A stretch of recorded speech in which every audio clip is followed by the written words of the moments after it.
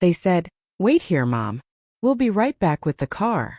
I nodded and sat down on the metal bench outside the grocery store. It was 2:47 in the afternoon on a Saturday in September. I remember because I checked my watch twice, the second time to make sure the first wasn't a mistake. My daughter Claire had that tone. The one you use with children who might wander off if you don't give them clear instructions. "Just stay put, okay? We're parked pretty far. Don't move." So I didn't move. I sat there with my purse in my lap and 3 bags of groceries at my feet. Claire and her husband Marcus had driven me to the store because my car was in the shop. Again, the transmission this time. Or maybe the alternator. I couldn't keep track anymore. The day had started normally enough. Claire picked me up at 10. We'd gone to brunch first, one of those trendy places where everything comes on a wooden board instead of a plate. She'd insisted on paying, which made me uncomfortable, but I'd learned not to argue. Arguing with Claire was like arguing with a mirror. You only ended up exhausting yourself. At the store she'd been distracted, checking her phone every few minutes, whispering to Marcus in the cereal aisle. When I asked if everything was okay, she gave me that bright, brittle smile.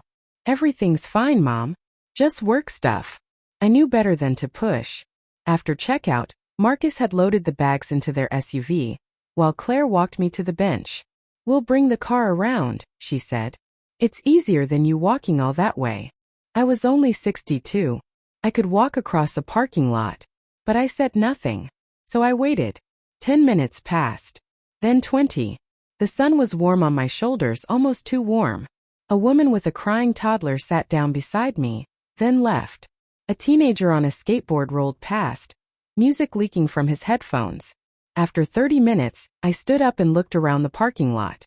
Their car, a silver SUV with a dent in the back bumper from when Claire backed into a mailbox last Christmas, was nowhere in sight. I sat back down. By the 45-minute mark, my stomach began to tighten. Not with worry exactly. More like recognition. The kind you feel when you see storm clouds and know you forgot to bring in the laundry. An hour in, I walked to the customer service desk inside the store. The young man behind the counter had kind eyes and a name tag that read Brandon. "I need to make a phone call," I said. My daughter was supposed to pick me up. And I think maybe there was a misunderstanding. He handed me the store phone without hesitation. I called Claire's cell. It rang 4 times, then went to voicemail. Her voice cheerful and rehearsed. "Hi, you've reached Claire. Leave a message and I'll get back to you." I didn't leave a message. I called Marcus next. Same result. Brandon was watching me carefully now, the way people do when they're trying to decide if they should be concerned. "Everything okay, ma'am?" "I'm not sure," I said honestly. He let me try 3 more times. "Nothing. Do you need me to call someone else for you?" he asked. "A friend? Another family member?" I thought about it. My sister lived in Minnesota. My son Daniel was overseas with the military. My friends, the few I had left, didn't drive anymore or lived too far away. "No," I said quietly. "But thank you." I walked back outside and sat on the bench again. The groceries were still there, right where I'd left them. Nobody had touched them. That's when it started to sink in. Not slowly the way you'd expect, but all at once, like stepping into cold water. They'd left me. Not by accident. Not because of car trouble or an emergency. They'd simply driven away. I sat there as the afternoon stretched into evening, watching cars come and go, families loading groceries, children skipping beside shopping carts. The sky turned pink, then orange, then purple. And somewhere during that long, quiet wait, something inside me shifted. I wasn't angry. I wasn't even hurt. I was awake. By 7 o'clock, the parking lot had emptied considerably.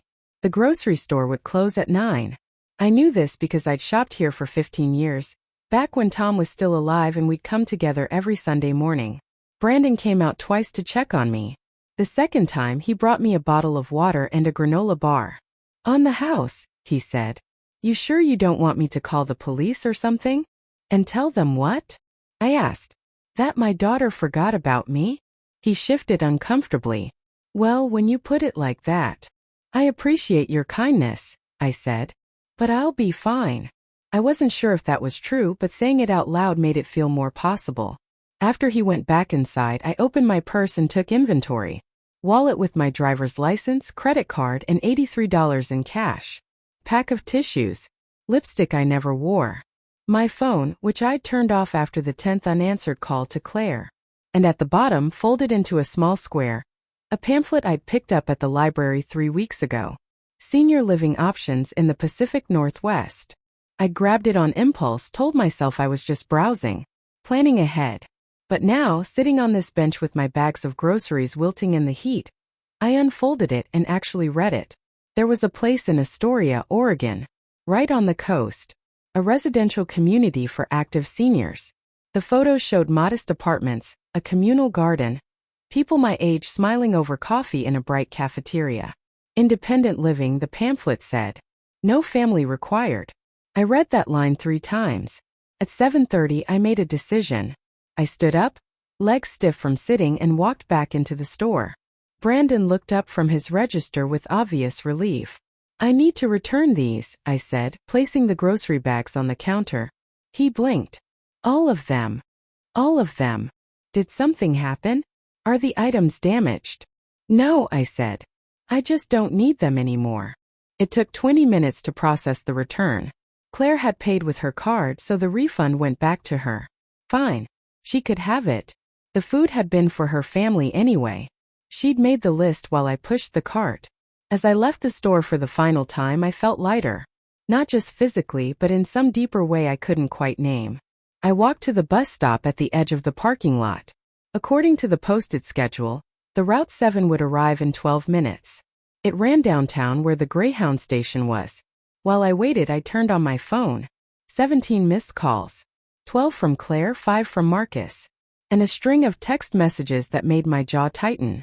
From Claire, sent at 4:15 p.m. Mom, where are you? We came back and you're not at the bench. For 18 p.m. This isn't funny. Please answer your phone. 4:45 p.m. We're driving around looking for you. Marcus is really upset. 5:30 p.m. Mom, you're scaring us. Please call. 6:15 p.m. If you don't respond soon, we're calling the police. I stared at the messages for a long moment. Then I opened a new text and typed carefully. I'm fine. Don't worry about me. Don't call the police. I'll be in touch when I'm ready. I hit send before I could second guess myself. The bus arrived right on time, its brakes hissing as it pulled to the curb. The driver, a heavy-set woman with gray streaks in her hair, gave me a friendly nod. Evening, she said. Evening, I replied, climbing aboard. I paid the fare with exact change and found a seat near the back. As the bus pulled away, I looked out the window at the grocery store, the bench, the parking lot where I'd sat for over 4 hours. It already felt like something from another life. My phone buzzed. Claire calling. I declined it and turned the phone off again. The bus rumbled through familiar streets, past the post office where I mailed Christmas cards every year, past the park where Tom and I used to walk on summer evenings, past the bank where I'd had an account for 30 years. All of it felt distant now, like watching a movie of someone else's life. When we reached the downtown station, I stepped off the bus and stood for a moment on the sidewalk. The Greyhound station was right across the street, its blue and white sign glowing in the dusk. Inside, the air smelled like floor cleaner and burnt coffee. A handful of people sat in plastic chairs, staring at phones or sleeping with their heads tilted back. I approached the ticket counter. The clerk was young, maybe 25, with tired eyes. Help you? He asked. I took a breath. What's the next bus heading west to the coast? He tapped at his computer. Astoria. Leaves at 9:45 tonight. Gets in around 1:30 in the morning. 1 ticket, please. Round trip. I hesitated only a second. One way. The ticket cost $62. I paid in cash and took the thin paper receipt, folding it carefully into my wallet like it was something precious. In a way it was. It was proof that I could still make choices, that I could still move. I had 2 hours until departure. I bought a cup of coffee from a vending machine and sat in one of the plastic chairs near the window. Outside, the city moved through its Saturday night rhythm. Cars passing, people laughing on their way to restaurants, the distant wail of a siren. I should have felt afraid. A woman my age, alone, traveling to a town where I knew no one, with barely $20 left in my pocket. But I didn't feel afraid. I felt clear. My phone buzzed in my purse. I turned it back on out of habit or maybe guilt. Another call from Claire. I let it ring until it stopped. Then came the voicemail notification. Against my better judgment, I listened. Mom. Claire's voice was tight, angry. I don't know what kind of game you're playing, but it's not cute. We drove around for an hour looking for you. Marcus had to miss his golf thing. Do you have any idea how worried we were? A pause. I could hear her breathing.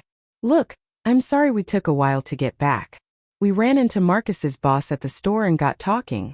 We lost track of time. But you didn't have to disappear like some kind of dramatic teenager. Just call me back so we know you're safe. Okay. Please. The message ended. I stared at the phone. Lost track of time. 4.5 hours. They lost track of time. And somehow I was the dramatic one. I deleted the voicemail and blocked Claire's number. Then Marcus's. My thumb hovered over the power button, but I didn't turn it off. Not yet. There was one more call I needed to make. I dialed my son Daniel. He was stationed in Germany 8 hours ahead. It would be early morning there, but he was always up before dawn. He answered on the second ring. Mom? Everything okay? Just hearing his voice made my throat tight. Hi, sweetheart. Yes, I'm fine. I'm sorry to call so early. You're never sorry, he said, and I could hear the smile in his voice. What's going on? I told him. Not everything, but enough. That Claire and Marcus had left me at the store. That I decided to take a trip. That I needed him to know I was safe, but I wouldn't be reachable for a while. Daniel was quiet for a long moment. Then he said, Good. Good. Mom, Claire's been treating you like an obligation for years. You think I haven't noticed? Every time I call, you're babysitting her kids or running some errand for her. When's the last time she took you somewhere you actually wanted to go? I didn't have an answer. Where are you heading? He asked. Astoria. On the coast. I've heard it's beautiful there. Another pause. You need money? No, I said quickly. I have enough to get started. Mom, let me send you something. Please. I've got it. My eyes burned. Daniel, you don't have to. I know I don't have to. I want to. Give me an account number or something. I'll wire it tomorrow. We talked for another 10 minutes. He made me promise to text him when I arrived safely, and to call once I got settled. Before we hung up, he said, I'm proud of you, Mom. I mean that.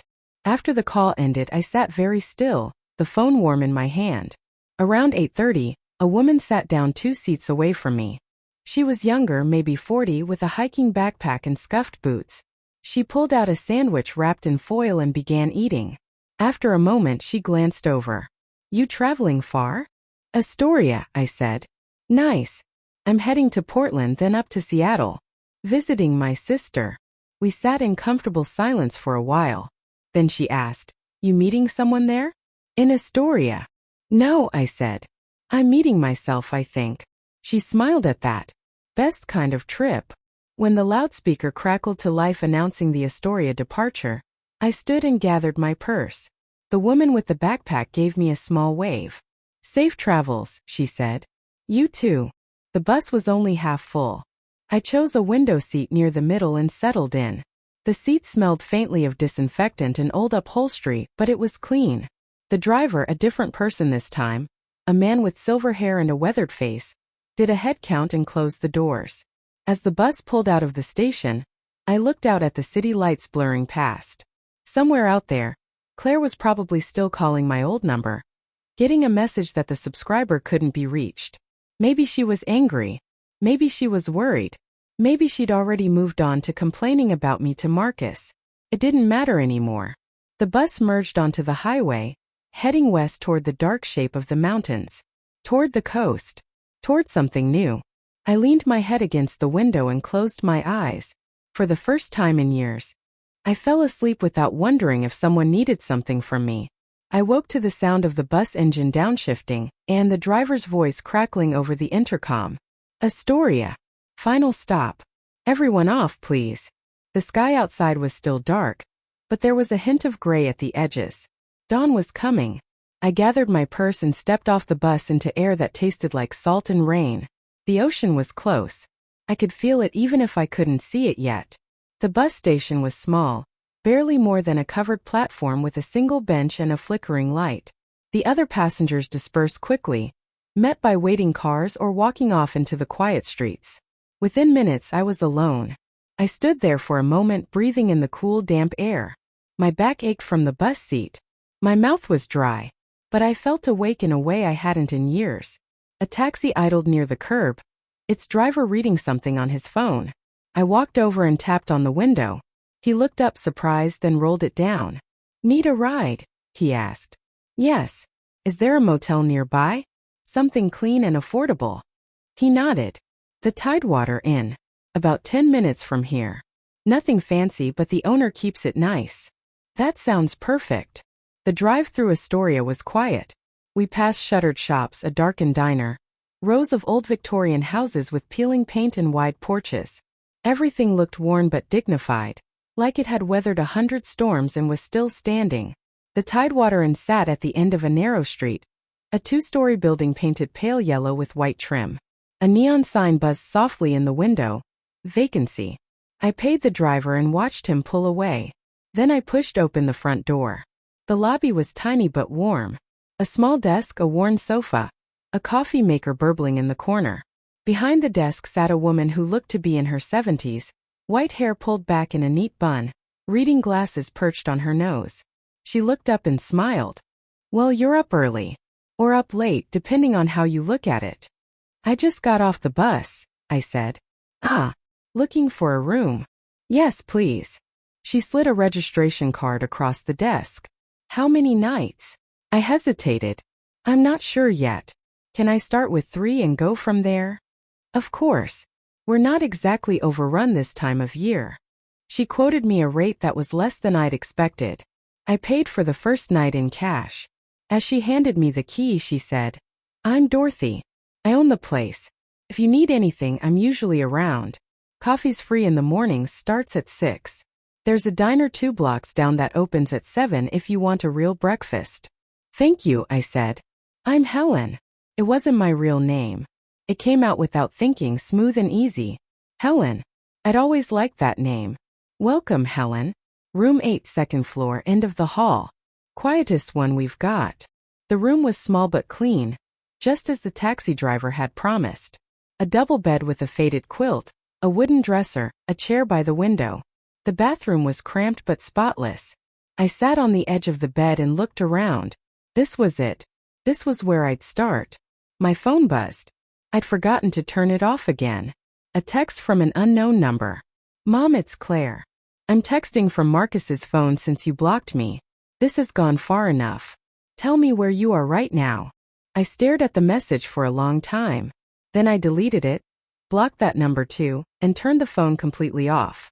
I lay down on the bed, still in my clothes, and stared at the ceiling. The exhaustion hit me all at once. Not just from the travel, but from everything. Years of being available, being helpful, being whatever everyone needed me to be. I slept hard and dreamless. When I woke, sunlight was streaming through the thin curtains. I checked the clock on the nightstand. 11:47 a.m. I'd slept for almost 7 hours. My body felt stiff but rested.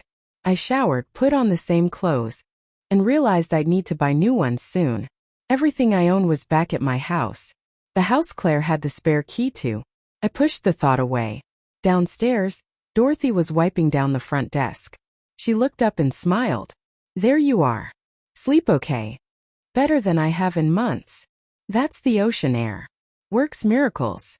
She gestured toward the coffee maker. "Help yourself. It's still fresh."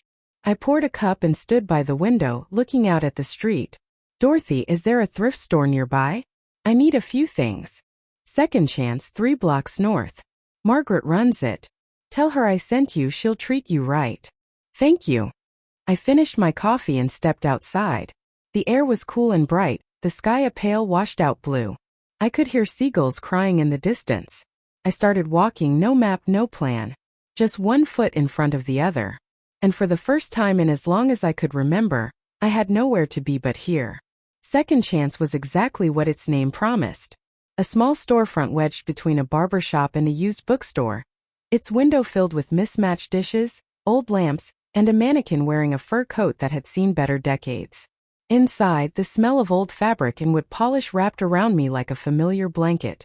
Racks of clothing lined the walls, sorted by color rather than size. A woman with silver hair and bright red lipstick stood behind the counter, pricing books with a label maker. She looked up and her face broke into a warm smile. New face. I like new faces. I'm Margaret. Helen, I said, the name coming easier this time. Dorothy from the Tidewater sent me. Dorothy's good people. What can I help you find? Everything, honestly. I'm traveling light. Margaret's eyes flickered with understanding. She'd probably seen dozens of women like me walk through that door. Women starting over. Women running from something or toward something. She didn't ask questions. Let's start with basics, she said, coming around the counter. What size are you? An hour later, I left with 2 bags full of clothes. Jeans that actually fit, 3 shirts, a warm sweater, undergarments still in packages, and a sturdy jacket. Margaret had also insisted I take a canvas tote bag, much better than plastic, and refused to charge me for a pair of nearly new walking shoes. The total came to $42. I had 18 left. You need work? Margaret asked as she bagged everything. I looked up surprised. I wasn't planning to stay that long. Plans change. I need someone 3 days a week. Tuesdays, Thursdays, Saturdays. 9 to 3. Minimum wage, but you can take home anything that doesn't sell after 60 days. I should have said no. I should have told her I needed to figure things out first. Instead, I heard myself say, when do I start? Tuesday work for you? Tuesday's perfect. Back at the motel, I spread my new clothes on the bed and felt something shift inside me. These weren't hand-me-downs from Claire. They weren't things I'd bought out of obligation or necessity. They were mine, chosen by me for me. I changed into fresh clothes and looked at myself in the bathroom mirror. The woman staring back looked tired, yes. Older than I felt. But there was something else there too. Something I hadn't seen in a long time. Possibility. That evening, I walked to the diner Dorothy had mentioned. The Lighthouse Cafe, painted blue with white shutters and a blinking neon sign. Inside, it was warm and busy with the dinner crowd. I took a seat at the counter. The waitress was young, maybe 20, with pink streaks in her hair and a name tag that read Jess. She poured me water without asking. First time here, she asked. Is it that obvious? She grinned. Small town. We notice. What can I get you? I ordered the fish and chips. While I waited, I watched the other diners. An elderly couple sharing a piece of pie. A man in a flannel shirt reading a newspaper. 3 women laughing over wine in a corner booth. Normal people living normal lives. No drama. No obligations. Just the simple act of existing. When the food came, it was hot and perfectly greasy. I ate slowly, savoring each bite. Jess refilled my water twice and left me alone, sensing somehow that I needed the quiet. As I finished, a man slid onto the stool beside me. He was older, maybe 70, with weathered hands and a kind face. He nodded at me. Evening. Evening, I replied. You're staying at the Tidewater, aren't you? Saw you leaving this morning. I am. Good place. Dorothy's fair. He signaled to Jess for coffee. I'm Robert. I live 2 doors down from the motel. Helen, I said, and the name was starting to feel real now. Visiting someone? No. Just visiting myself, I suppose. He smiled at that. Best kind of visit there is. We talked for a few minutes. He told me he'd been a fisherman for 40 years, retired now. Spent his days walking the beach and fixing things for neighbors who needed help. Gets lonely sometimes, he admitted. But it's honest lonely. Not the kind you feel in a crowded room. I understood exactly what he meant. When I left the diner, the sun was setting over the water. I could see it from the end of the street, a slash of gold and pink across the horizon. I walked toward it, following the sound of waves. The beach was small and rocky. I stood at the edge where the water met the sand and breathed in the salt air. My phone was off. My old life was miles away. And I was standing at the edge of the ocean, alive and free. Tomorrow I'd figure out the details. Tonight, I just needed to stand here and remember what it felt like to belong to myself. Sunday morning, I woke to rain drumming against the window. The kind of steady, patient rain that settles in for the day. I made instant coffee with the little kettle in the room and sat by the window, watching water run down the glass in crooked streams. My phone sat on the dresser, still powered off. I thought about Daniel. He'd be worried if I didn't check in soon. But everyone else, Claire, Marcus, the neighbors who probably noticed I was gone by now, they could wait. Around noon, the rain lightened to a drizzle. I pulled on my new jacket and walked to the small library I'd noticed the day before. It was housed in an old brick building with ivy climbing the walls and a wooden sign that read, Astoria Public Library, IS 1892. Inside, it was warm and smelled like old paper and floor wax. A librarian at the front desk looked up and smiled. She was middle-aged with kind eyes and a sweater covered in cat hair. "Can I help you find something?" "I need to use a computer," I said. "If that's allowed." "Of course. Sign in here and you can use any of the terminals. 30-minute sessions, but you can renew if no one's waiting." I signed in as Helen Porter, the last name appearing in my mind as easily as the first. Felt like putting on new clothes. Comfortable. Right. At the computer, I did what I should have done weeks ago. I looked up the senior living community from the pamphlet. Cascade Gardens. The website showed the same photos, but more of them now. Small studio and one-bedroom apartments. A community room with large windows overlooking the ocean. A garden where residents grew vegetables. Monthly rent started at $800 for a studio. Utilities included. No long-term lease required. I sat back in the chair. $800. I had my Social Security, which was barely $1,100 a month. That would leave me $300 for food, necessities, and the unexpected costs that always came up. It was tight. Very tight. But possible. Especially if I kept the job at Second Chance. I clicked on the contact page and wrote down the phone number and email address. Then I searched for apartments for rent in Astoria. There were a few options. Small studios above shops, rooms in shared houses, a converted garage behind someone's property. All of them were cheaper than Cascade Gardens. All of them were also immediate and available. No application process, no waiting list. I wrote down 3 addresses. Before logging off, I checked my email. I had an old account I rarely used.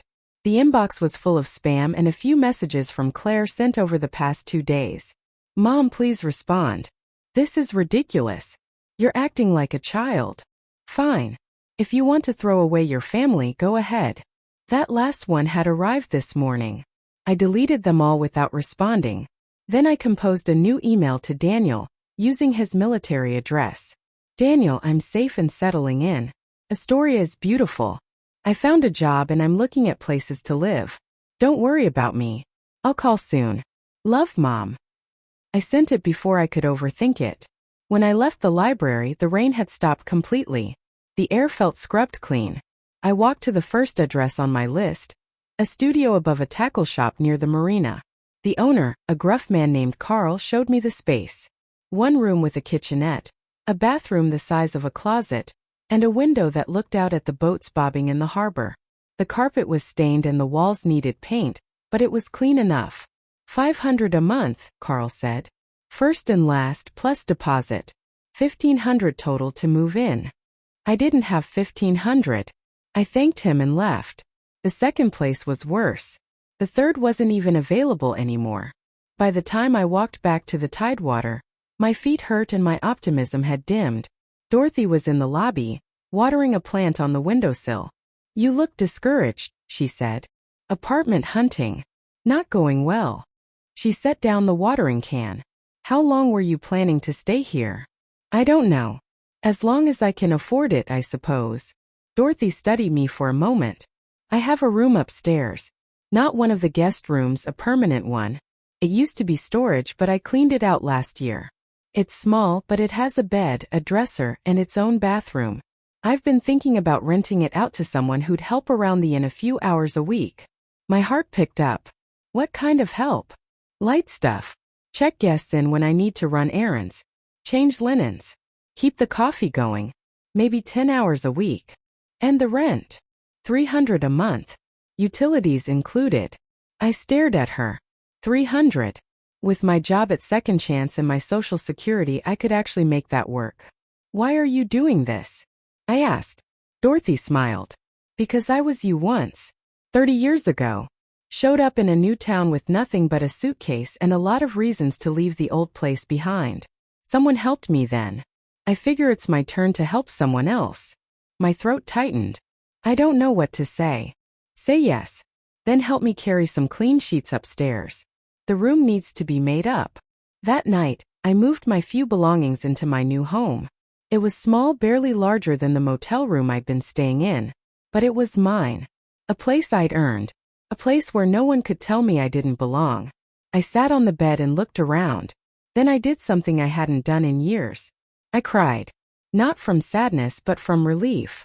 Tuesday morning came with fog so thick, I could barely see the street from my window. I dressed in my thrift store clothes and walked the 3 blocks to Second Chance, arriving 10 minutes early. Margaret was already there, sorting through boxes of donations in the back room. She looked up and smiled. Punctual. I like that. Coffee's in the pot. Help yourself, then I'll show you the ropes. The work was simple but steady.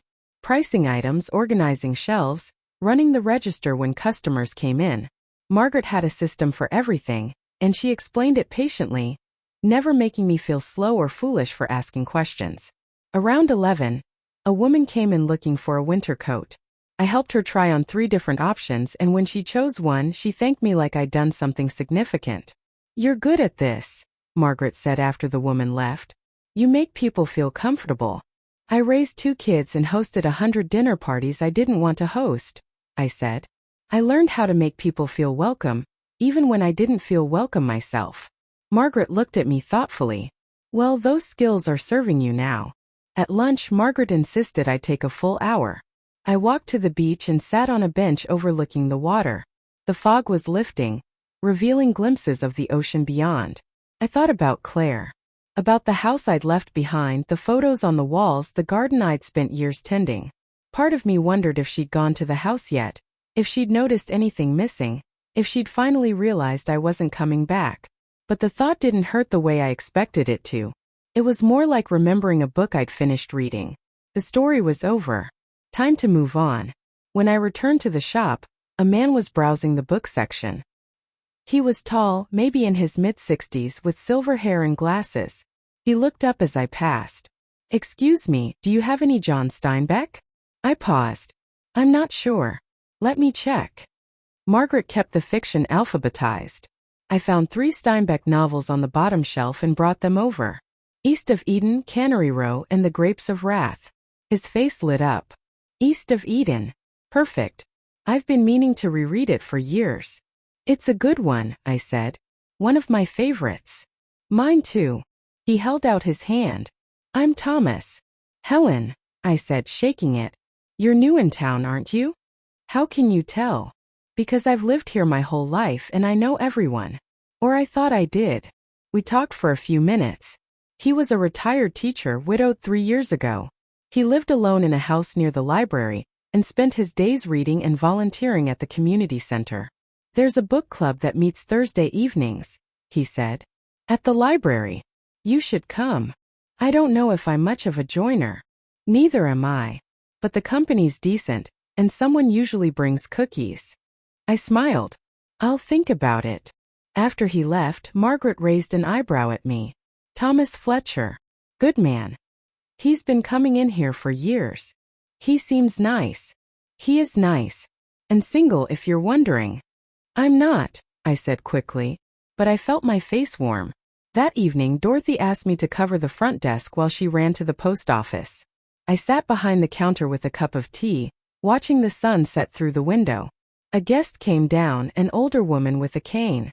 She asked about nearby restaurants, and I told her about the Lighthouse Cafe. We chatted for a few minutes, and she mentioned she was traveling alone for the first time since her husband died. It's terrifying, she admitted, but also freeing. I know exactly what you mean, I said. After she left, I pulled out my phone and stared at it for a long moment. Then I turned it on. 43 missed calls, 27 text messages, 6 voicemails. I didn't listen to any of them. Instead, I composed a single text message and sent it to Claire's original number, knowing she'd find a way to see it. I'm safe. I'm happy. I'm not coming back. Please don't look for me. Take care of yourself. Goodbye. Then I blocked every number I recognized, deleted my voicemail without listening, and turned the phone off again. I would keep it for Daniel. For emergencies. But that was all. Dorothy returned with a package under her arm. I nodded, and she handed me a volunteer application. As I filled it out using my new name, I felt something settle inside me. I was building something here. Slowly, quietly, but building nonetheless. When I left the library, I walked to the beach. The tide was out, leaving tide pools full of starfish and anemones. I sat on a piece of driftwood and watched the water. A voice behind me said, "You found the best spot." I turned. Thomas, the man from the bookstore, stood a few feet away holding a thermos. "Mind if I join you?" he asked. "Please." He sat down, leaving a respectful distance between us. We watched the waves in comfortable silence for a while. "So," he said eventually, "what brings you to Astoria?" I could have lied. Could have made up a simple story about wanting a change of scenery. Instead, I found myself telling the truth. Not all of it, but enough. "My family forgot about me," I said. "Left me waiting while they went on with their lives. So I decided to do the same." Thomas nodded slowly. "That takes courage. Or foolishness. I'm still deciding which. Can't it be both?" He poured coffee from his thermos into the lid and offered it to me. "My wife used to say that the bravest things we do always look a little foolish from the outside." I took the cup. The coffee was hot and strong. "How long were you married?" 41 years. Cancer took her. Fast and mean." He stared out at the water.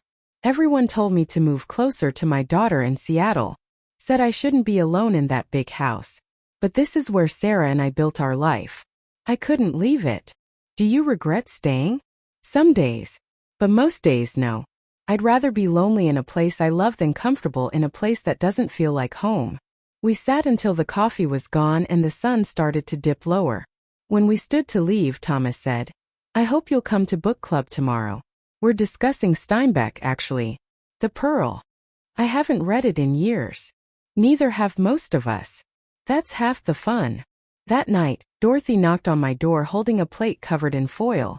"Made too much pot roast. Thought you might want some." We ate together in the small dining area off the lobby. Just the two of us, the inn empty except for one guest who'd gone out for the evening. "You're settling in well," Dorothy said. "Thanks to you." She waved that away. "You're doing the work. I just gave you a chance." She paused. "Can I ask you something?" "Of course. Do you miss them? Your family?" I thought about it. Really thought about it. I miss who I thought they were. But the real them? The ones who could leave me sitting for hours and then act like I was the problem? No. I don't miss them at all. Dorothy nodded. "Good. That's healthy. My son, though. Daniel. I miss him. But he's different. He actually sees me." "Then keep that door open," she said. "But the others? Let them go." After dinner, I went upstairs and turned on my phone. One new email from Daniel. "Mom, I'm so glad you're safe. I sent some money to your account, about $2,000. I know you said you didn't need it, but take it anyway. You deserve a cushion. You deserve everything good. Love, Daniel." I sat on my bed and cried for the second time since arriving in Astoria. But this time it was different. These tears weren't from relief or grief. They were from gratitude. For a son who saw his mother as a person, not just a role. For strangers who'd become friends. For the courage I'd found to walk away from people who'd stopped seeing me years ago. Thursday evening came faster than expected. I walked to the library at 6:30, my stomach tight with unexpected nerves. What if I didn't belong? What if they could tell I was pretending to be someone I wasn't? But when I entered the meeting room, Thomas waved me over with a genuine smile. 6 other people sat in a circle, ranging in age from maybe 50 to 80. A plate of cookies sat on the table in the center. "Everyone, this is Helen. Helen, this is everyone." They welcomed me without questions, without judgment. We talked about Steinbeck for an hour, and then the conversation drifted to other books, to town gossip, to the weather. When it ended, I walked home through the dark streets feeling lighter than I had in years. I had a job, a place to live, new friends beginning to form. I had a life that was mine. October arrived with cold rain and shorter days. I'd been in Astoria for 6 weeks. My routine had become comfortable. Work at Second Chance 3 days a week, volunteer shifts at the library, helping Dorothy at the inn, and Thursday evenings at book club. Thomas had become a regular fixture in my days. We'd meet for coffee at the Lighthouse Cafe on Saturday mornings, walk the beach on Sunday afternoons when the weather allowed. It wasn't romance, not exactly. More like companionship. Two people who'd both lost things and found something steadier in the quiet. One Saturday, as we sat in our usual booth, he said, "My daughter's coming to visit next weekend. She wants to meet you." I looked up from my coffee. "Meet me? I may have mentioned you once or twice." "Thomas." "Okay, more than once or twice. But can you blame me? You're the most interesting person I've met in years." I felt my face warm. "I'm really not. You left everything behind to start over at 62. That's interesting." His daughter Ellen arrived the following Friday. She was in her late 30s, practical and warm with her father's eyes. Thomas invited me to dinner at his house, and I almost said no. Meeting family felt too significant too fast. But Dorothy convinced me. "He's not asking you to marry him, Helen. He's asking you to eat pot roast." Ellen shook my hand firmly when we met. "Dad talks about you constantly. I was starting to think you were imaginary." "Very real," I said. "Though some days I'm not sure I believe it myself." Dinner was comfortable. Ellen asked about my life in Astoria but didn't pry. She talked about her work as a nurse, her 2 teenage boys, her husband who coached Little League. After dinner, while Thomas made coffee, Ellen helped me clear the dishes. In the kitchen, she said quietly, "Thank you for being kind to my dad. He's been alone too long. He's been kind to me too." She smiled. "Good. That's all I needed to know." The following Tuesday, everything changed. I was working at Second Chance when a woman walked in. Mid-30s, expensive coat, looking around like she'd entered the wrong store by mistake. My stomach dropped. I knew her stance, her expression. She looked like Claire. But it wasn't Claire. As she got closer, I realized she was a stranger. Just someone who happened to carry herself the same way. I exhaled and went back to pricing books. That evening, when I returned to the inn, Dorothy met me at the door. Her face was serious. "Someone came by looking for you today. A woman. She said she was your daughter." My hands went cold. "What did you tell her?" "That I don't give out information about guests or residents." She got angry, said it was important, that you were her mother and she needed to find you. "Did she leave a name?" "Claire. She left a phone number and said to call her. That it was urgent." Dorothy handed me a piece of paper. I stared at Claire's handwriting, the same loops and slants I'd seen on birthday cards and grocery lists for decades. "What are you going to do?" Dorothy asked. "I don't know." That night I couldn't sleep. I lay in bed staring at the ceiling, the piece of paper on my nightstand like something radioactive. Part of me wanted to know what was so urgent. Part of me was terrified it would pull me back into the old patterns. The guilt, the obligation, the slow erasure of myself. By morning I'd made a decision. I walked to the library and used the computer. I created a new email address and sent Claire a message. "This is Helen, the woman staying at the Tidewater Inn. Dorothy gave me your note. I'm assuming you tracked your mother here. I want you to know that she's safe, healthy, and happy. She's built a new life and doesn't wish to be contacted. Please respect her wishes and stop looking for her. She'll reach out if and when she's ready." I signed it with my new name and sent it before I could reconsider. Then I sent a second email, this one to Daniel at his military address. "Daniel, Claire found me. Or found where I am. I haven't spoken to her and I don't plan to. But I wanted you to know. I'm not coming back. This life I've built here, it's mine. I hope you understand. I love you. Mom." His response came 6 hours later.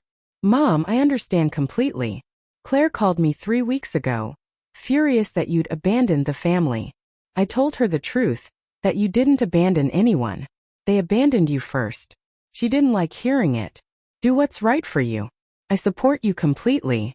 And for what it's worth, I'm proud of you. Love, Daniel." I read his message 3 times, my eyes blurring. That evening, Thomas and I walked the beach. The sun was setting, painting the sky in shades of orange and pink. I told him everything. About Claire showing up, about the email, about my fear that she wouldn't stop. What if she comes back? I asked. Thomas picked up a smooth stone and turned it over in his hand. Then you face it. But you don't face it alone. You have people here now. Dorothy, Margaret, me. We're not going anywhere. You barely know me. I know enough. I know you're brave.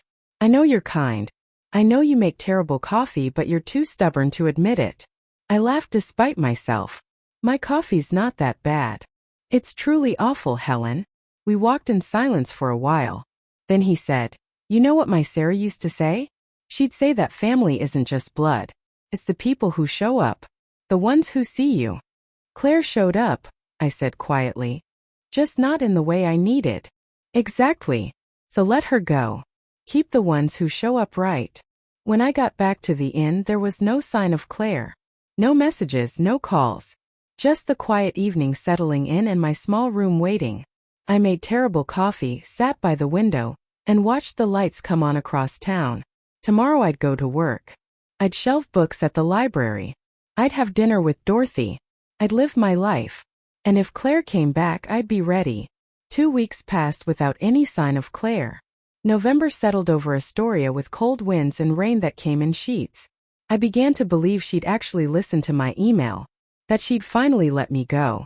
Then on a gray Tuesday morning, she was waiting outside Second Chance when I arrived for work. She looked thinner than I remembered. Tired. Her expensive coat hung loose on her frame, and there were circles under her eyes. When she saw me, she stood up from the bench where she'd been sitting. Mom! I stopped walking. My heart hammered, but my feet stayed steady. Claire! I got your email. The one from Helen. She gave a bitter smile. That's who you are now? Helen. Yes. That's not your name. It is now. We stood there in the cold drizzle, two women who'd once known each other completely, and now barely recognized each other at all. Can we talk? Claire asked. Please? Just 5 minutes. I looked at the shop. Margaret was inside, watching through the window. She gave me a small nod, letting me know she had my back. I turned back to Claire. 5 minutes. We walked to a covered bus stop nearby. Claire sat on the bench, but I remained standing. I wasn't going to make this comfortable. I'm sorry, she said finally. For the airport. For leaving you there. It was awful, and I've regretted it every day since. Have you? Yes. Her voice cracked. We got caught up talking to Marcus's boss, and then we were running late for boarding, and I thought you were right behind us. By the time I realized you weren't, we were already through security, and then I panicked. I didn't know what to do. You could have come back. You had 4 hours before the flight took off. I know. Marcus said you'd find your way home, that you'd be fine. And I believed him because it was easier than admitting what we'd done. The rain picked up. Water dripped from the edge of the shelter. Why are you here, Claire? Because you're my mother. Because I was wrong. Because I want you to come home. That's not my home anymore. Then come stay with us. We have that extra room. The kids miss you. I miss you. I looked at her carefully. When's my birthday, Claire? She blinked. What? My birthday. What day is it? She hesitated. April 19th. April 23rd. I'm 62 years old, and my daughter doesn't know when my birthday is. Mom, that's not fair. I'm terrible with dates. What's my favorite color? What was my maiden name? What did I study in college? I paused. You don't know, do you? Because you've never asked. Because to you, I've only ever been mom. A role, not a person. Claire's eyes filled with tears. That's not true. It is true. And I'm not angry about it anymore. I'm just done. I spent 40 years being what everyone needed me to be. Now I'm being what I need me to be. You're being selfish. Yes. Finally. And it feels good. She stood up, her face flushed. So that's it? You're just going to pretend we don't exist? No. I'm going to live my life without waiting for you to remember I'm in it. There's a difference. The kids can visit me if they want to. If they come because they want to see me, not because you told them to. My address is Tidewater in Astoria, Oregon. But I won't be sitting by the phone waiting. Claire stared at me for a long moment. Then she shook her head. I don't understand you anymore. I know, but maybe that's okay. She turned and walked away, her shoulders hunched against the rain. I watched until she disappeared around the corner. Then I took a deep breath and went inside the shop. Margaret looked up. You okay? I'm perfect. And I was. That evening, I had dinner with Dorothy, Thomas, and Ellen, who'd stayed an extra week. We ate soup and fresh bread, laughing at Thomas's terrible jokes. When Ellen left to call her family, Thomas reached across the table and squeezed my hand. You did good today, he said. How do you know what I did? Because you're still here. That's all I need to know. A week later, I received a letter. Not from Claire, but from Kieran, Claire's oldest son. My grandson. Dear Grandma, Mom told me what happened. I'm sorry. I'm sorry they left you. I'm sorry it took so long for any of us to see you. I'm 21 now, old enough to make my own choices. I'd like to visit you for Thanksgiving if you'll have me. Just me. No one else. I want to know who you really are, not just who we needed you to be. Love, Kieran. I read the letter 3 times, then called the number he'd included. Kieran? It's your grandma. Grandma. His voice was warm, relieved. Is it really okay if I visit? More than okay. I'd love to see you. Thanksgiving came with clear skies and cold wind. Kieran arrived on a Wednesday evening, taking the same bus I'd taken months ago. I met him at the station. He'd grown taller, broader. But his eyes were the same. Kind. Present. We hugged for a long time. Over the next 4 days we talked. Really talked. I showed him my life, my room, my job, my friends. He met Thomas and Dorothy and Margaret. He ate at the Lighthouse Cafe and walked the beach with me. On his last evening, as we sat on the porch of the inn watching the sunset, he said, You're different here. Lighter. I'm just myself. Finally. I like her. The real you. Me too. After he left, I stood in my small room and looked around. At the books on the shelf, the thrift store clothes in the closet, the view of the ocean between buildings. This life wasn't grand. It wasn't perfect. But it was mine. Built by my own hands, my own choices. No one could take it from me because no one had given it to me. I'd left a grocery store parking lot 6 months ago with $18 and no plan. Now I had a home, a job, friends who saw me, and a grandson who'd chosen to know me. I wasn't someone's leftover anymore. I wasn't forgotten or abandoned. I was Helen. And Helen knew exactly who she was. That night, I wrote a letter to the woman I used to be. The one who waited on benches and made herself small and believed she had no other choice. Dear friend, you were braver than you knew. Thank you for finally walking away. Thank you for choosing yourself. Look at the life you built. Look at who you became. We did good. Love, Helen. I folded it carefully and placed it in the drawer with Kieran's letter and Daniel's emails. Then I made coffee, terrible coffee that Thomas would mock tomorrow, and sat by the window watching the lights of Astoria sparkle in the dark. Somewhere out there, Claire was probably still angry, still confused about why her mother had chosen a second-hand life over a familiar one. But that was okay. Some people would never understand, and I didn't need them to. I only needed to understand myself. And finally, beautifully, I did.